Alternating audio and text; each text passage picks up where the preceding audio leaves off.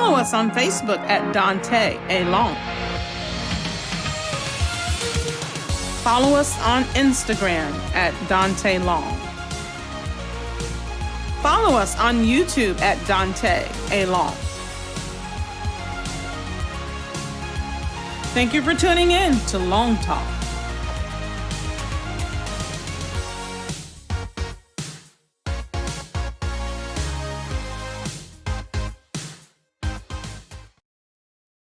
Hello, everyone, and thank you so very much for watching this episode of Long Talk. In this episode today, we are so privileged to have wonderful men of God that are sharing with us in this time. And in this time, we are focusing in on pastoring in the pandemic. As you, the viewing audience, are aware, this is an unprecedented time in which we've never seen the likes of in recent history. It has brought so much stress and brought many fears, but most of all, many uncertainties that literally have not only parishioners, but leadership also wondering and pandering as to what to do and also what to do next. And so for today's conversation, we wish to focus in on what will pastoring look like, what is pastoring currently, and also where will pastoring go in the foreseeable future.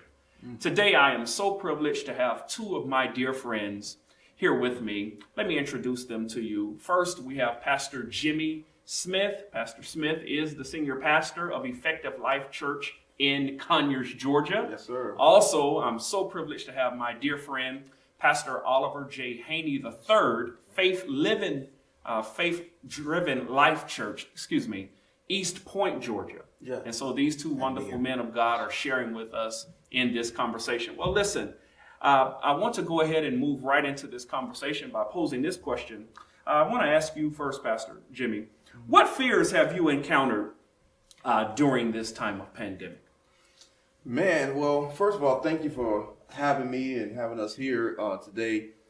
Such a relevant topic, pastoring in a pandemic. And I don't know, what the fears that I've had or concerns that I've had has been about the people that I pastor in terms of them, who's really getting fed right now. Because, everything's going virtual with virtual church and online.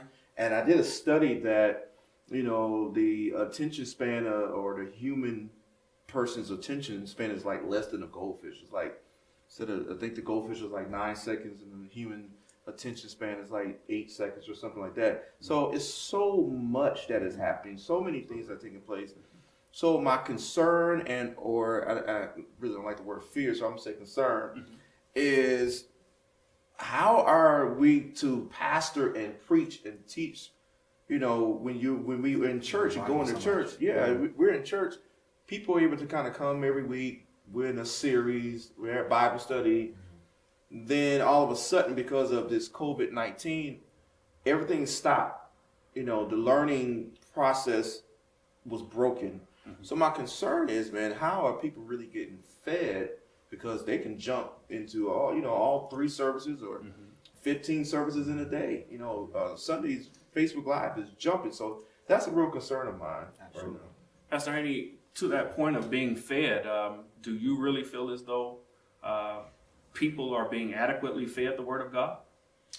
Well, first of all, thank you again for the invitation. Glad to be here with you all. I do believe it's a very interesting time that we're in, and I agree with you, Pastor Smith. I think that the pastor is certainly in a very unique position because we've had to adjust very quickly to individuals. No longer, our church is a very loving church and very, hands-on type teaching and so forth. Right. So you really have to, what I focused on as far as the concerns is really doing my best and our teams to really engage with the members as much as possible, remaining connected, if you will.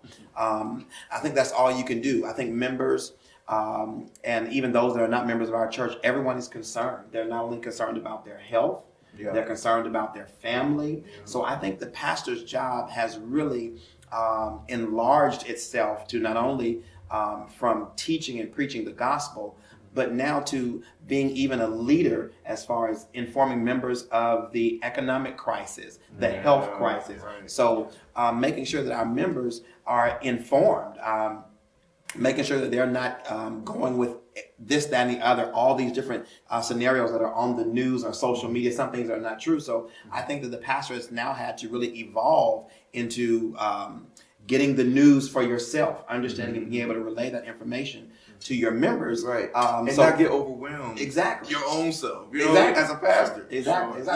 So fed is a unique word now. Fed not only the gospel, but what are you listening to? What are you being fed? I have members who are dealing with, you got death, you have emotional situations, we're quarantined, we're locked down. So I think that the message has really enlarged itself to where we're having to minister to different areas, not just the gospel, but also I'm locked down with my family for the last month. What does that feel like? What does that look like? Right. So it's been quite a challenge, but the Lord is helping us. I think at this point, if I can share this real quickly, we've had to become extremely creative. Yeah.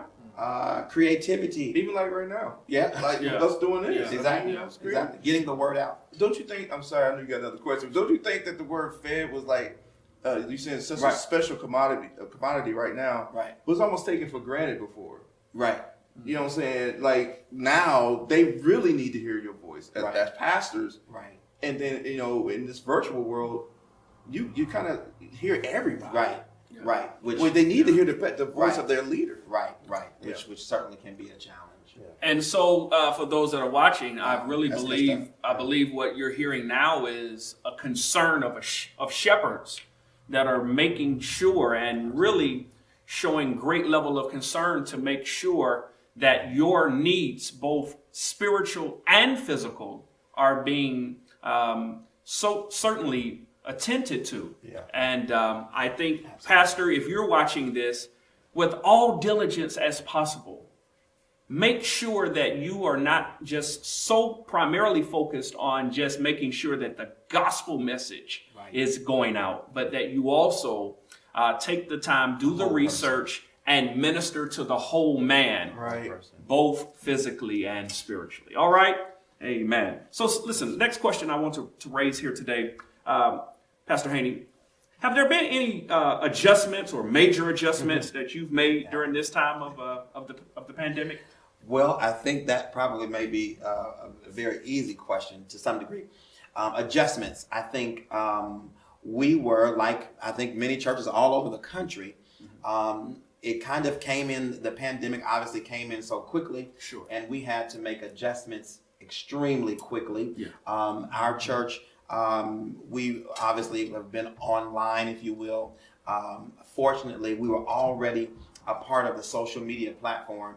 It's amazing now that social media has become the norm and a major tool for spreading the gospel, where in which before there were only a number of churches, if you will, that were taking advantage of it, where now it's the only way almost. Sure.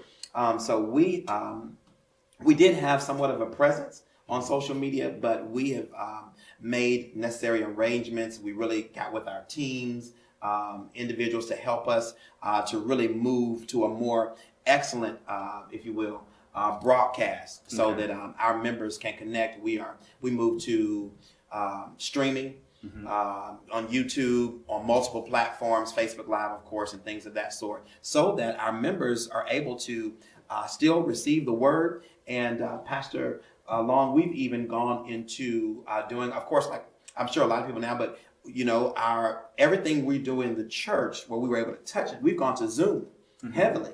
I think Zoom stock is probably going through the roof right now. It is.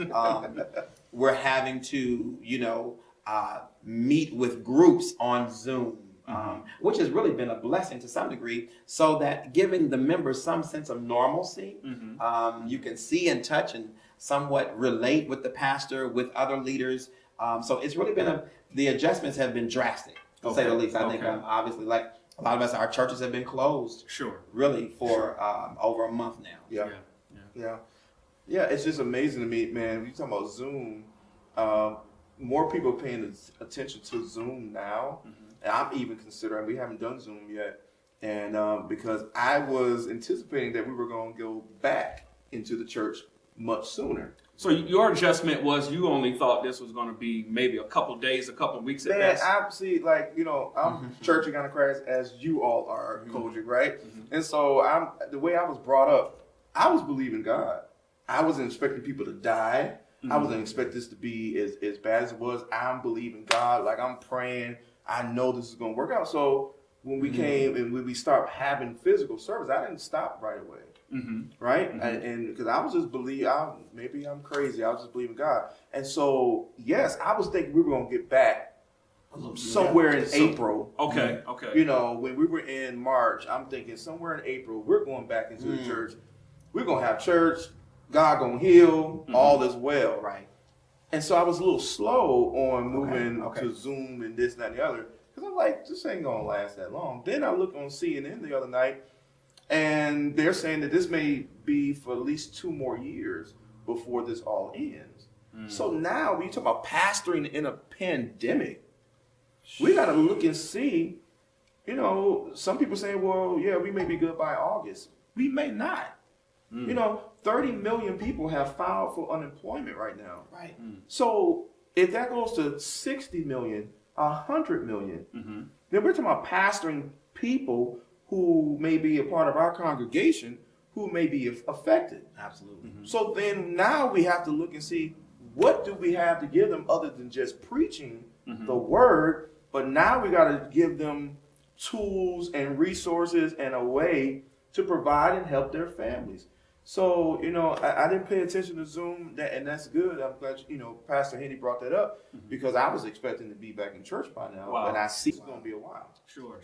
Somebody who's watching again, you may have misgauged the time element of this pandemic. So somebody really needs to sit down and really rethink this, because this may last longer than we originally anticipated, or it may not.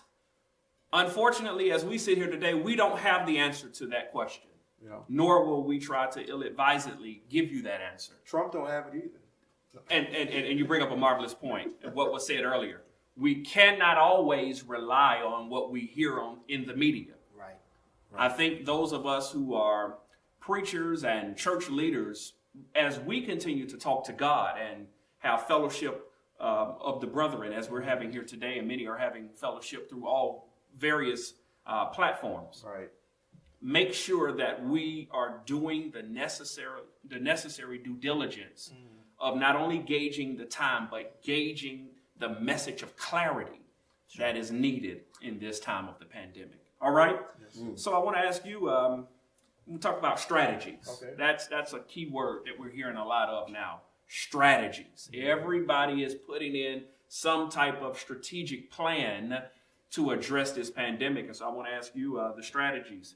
What strategies have you? I know you said earlier you've been sort of slow, but what have you made any type of strategic plans or implemented any strategies? So I have been really praying to hear the voice of God. I have moved not as quick as others because I don't like to react to panic. I don't like to react to how people kind of like, like the same thing with the toilet tissue in the grocery stores being empty, right? Sure. So I'm not the one who gonna rush out. Okay, me and my family gonna chill, and we're gonna order on Amazon, and then eventually it's gonna come to the house. Sure. Now we're finding that now I know it's gonna be possibly a second wave, but now we're finding out that we really didn't need to rush out to the grocery stores like we did, right? Now it may be a time that people may need to do that, but it wasn't right now. So the strategy for me is to hear from heaven.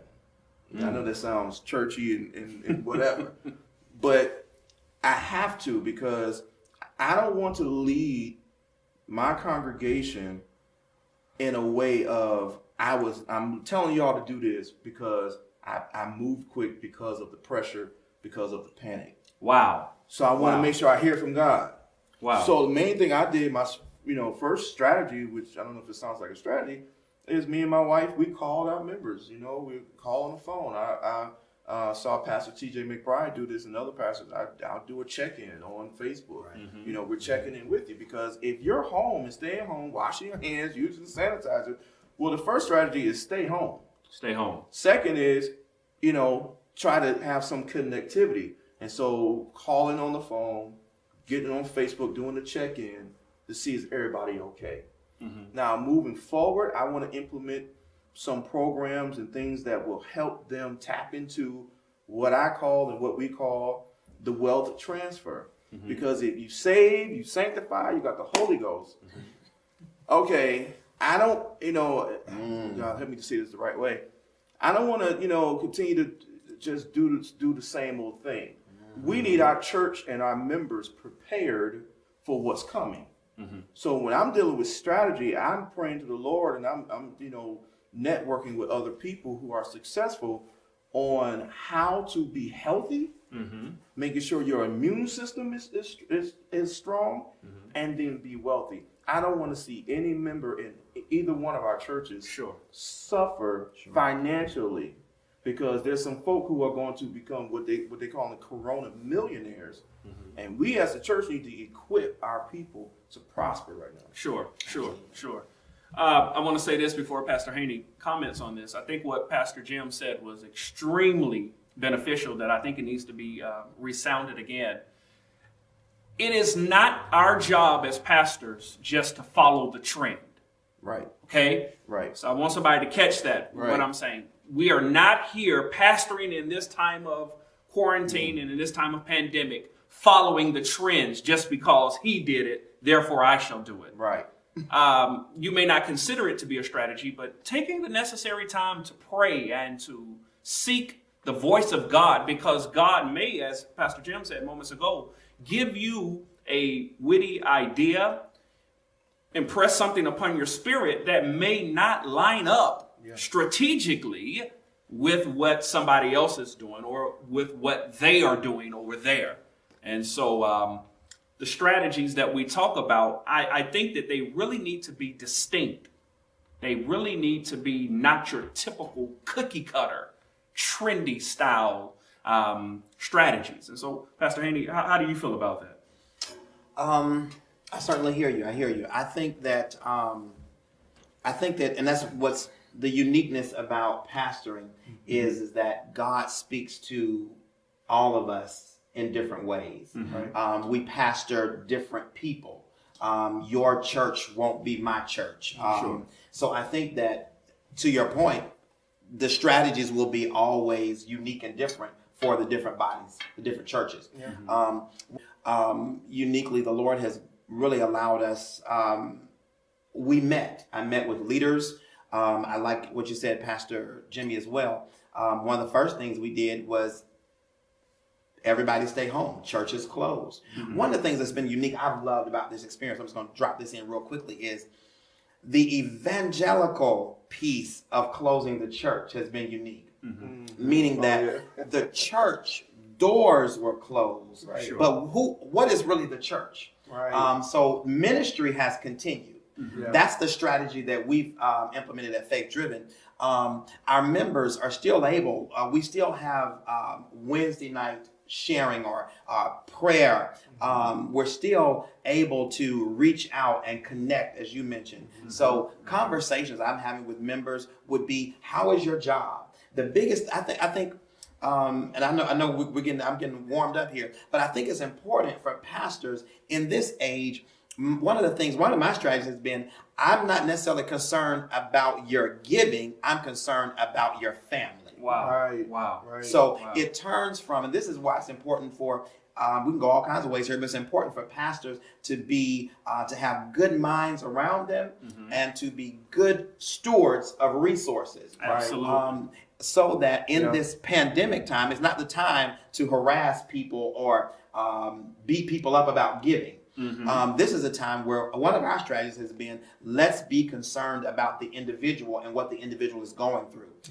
So that was one of our strategies, immediately to connect. How are you? How have you been affected? Members who've been furloughed, or who's lost Yeah. time, Yeah. who's lost hours. Yeah. My job, my secular job was affected. So I know I know my members have been affected Sure. that way. So Yeah. one of our strategies has really been to respect and to be understanding of where our members are. We've found creative ways also to with technology though, we're able to really call them physically so they can see my face and I can see their face. Yeah. That has been beneficial. One of the strategies we've also implemented is allowing individuals ways to communicate with each other. Our leaders trying to put what I call clusters, so that because if you have I can't reach everybody at one time.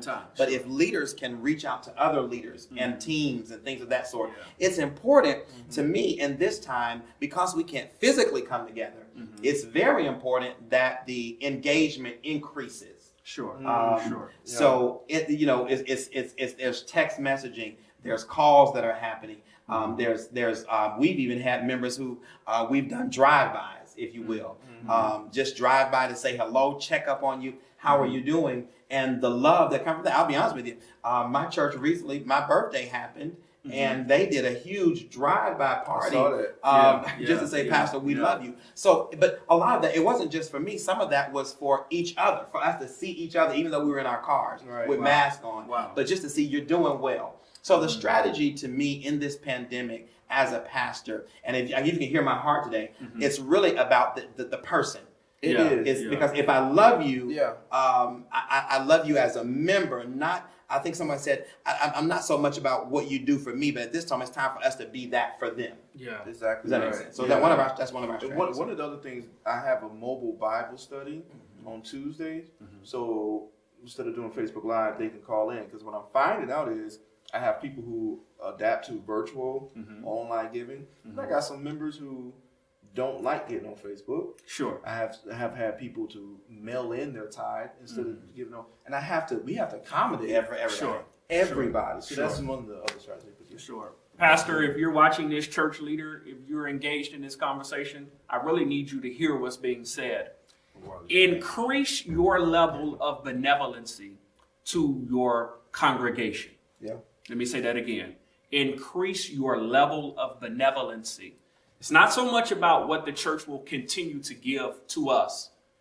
If we truly believe that this is the church of Jesus Christ, Christ will take care of our churches.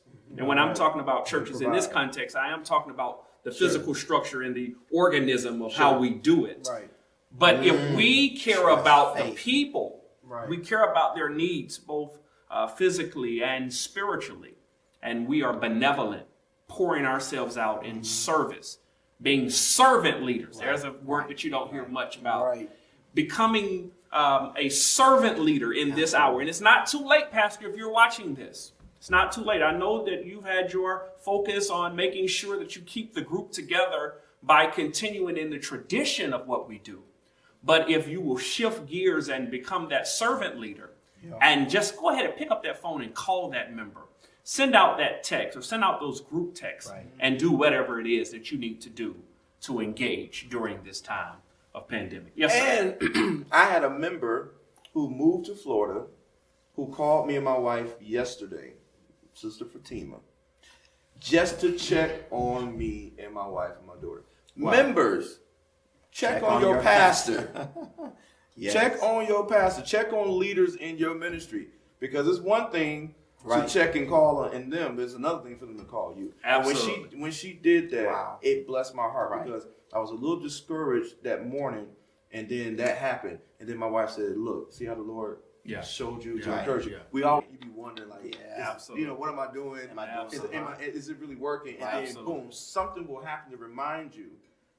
But check on your pastor. Yeah. You heard it. You heard it while you're watching this. Go ahead. Send that pastor a text message. Let him know you love him. Yeah, do something on social media platforms. Send him a message. Or if you have the luxury, call him on that cell phone. Cash App him if you have to. Shameless plug. But do whatever you can if you are a member of not only our church, but whoever your pastor is. Give an act of kindness to them. Listen, we're preparing to go, and I just want one last thing I want to ask you guys before we get out of here. What are you currently thinking about long-term expectations. Long-term. Lord have mercy. Long-term expectations. With now the audience that you are engaging.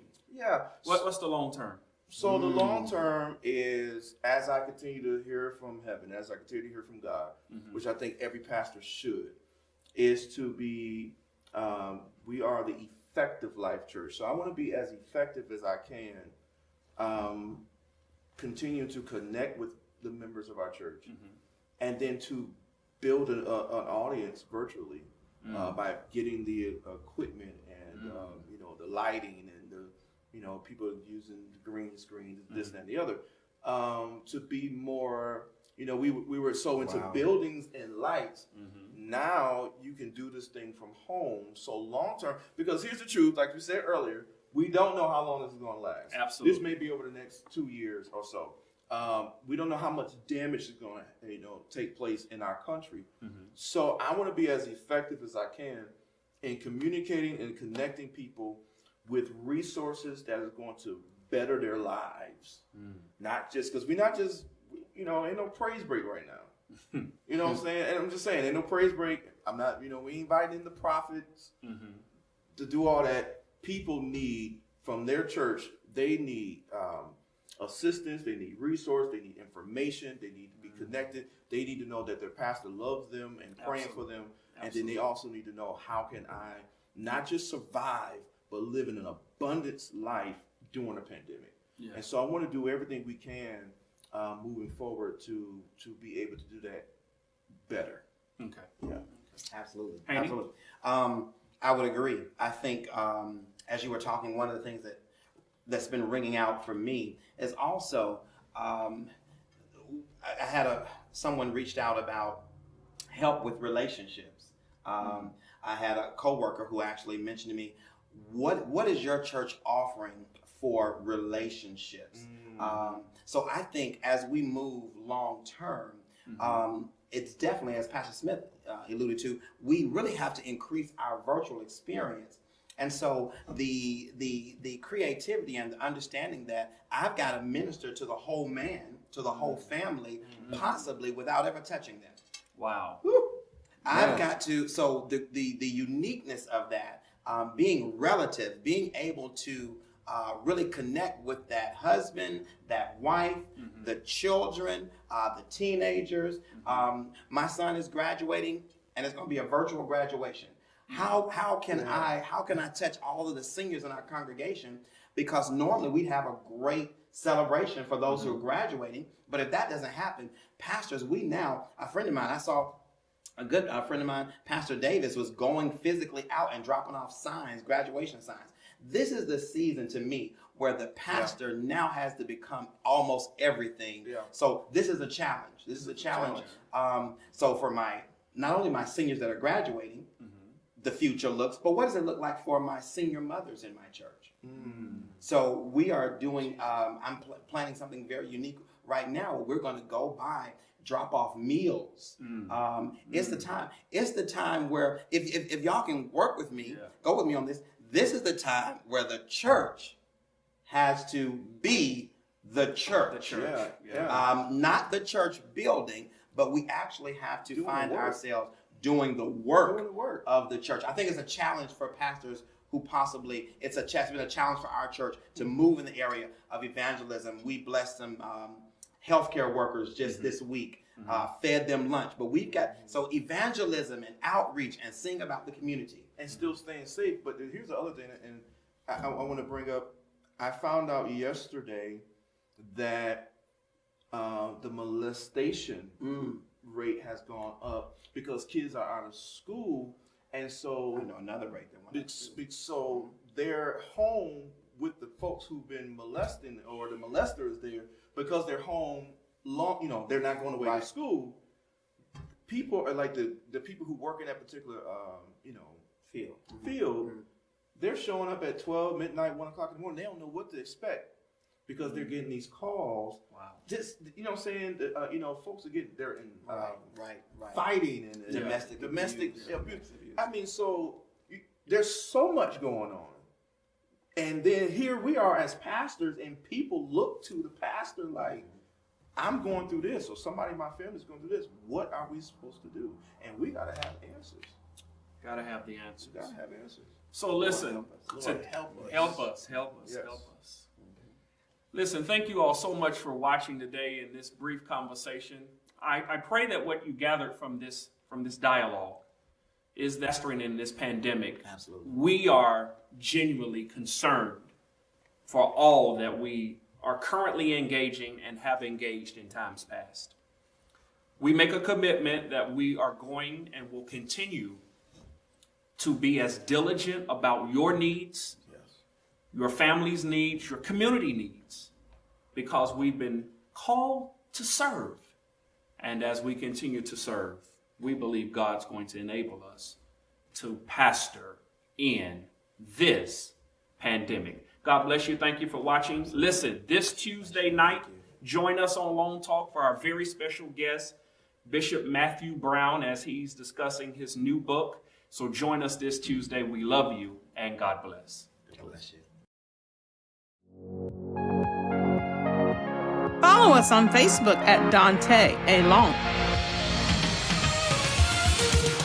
Follow us on Instagram at Daunta Long. Follow us on YouTube at Daunta A. Long.